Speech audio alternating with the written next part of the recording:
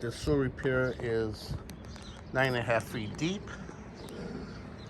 Customer had a broken cable in the line that was probably rotted about 3.5 years ago when that happened. So we repaired that.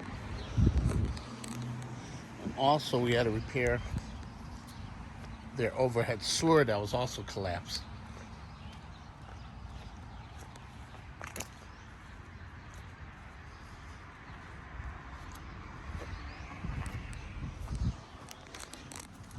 Lift this up, we'll get a better view of this. See.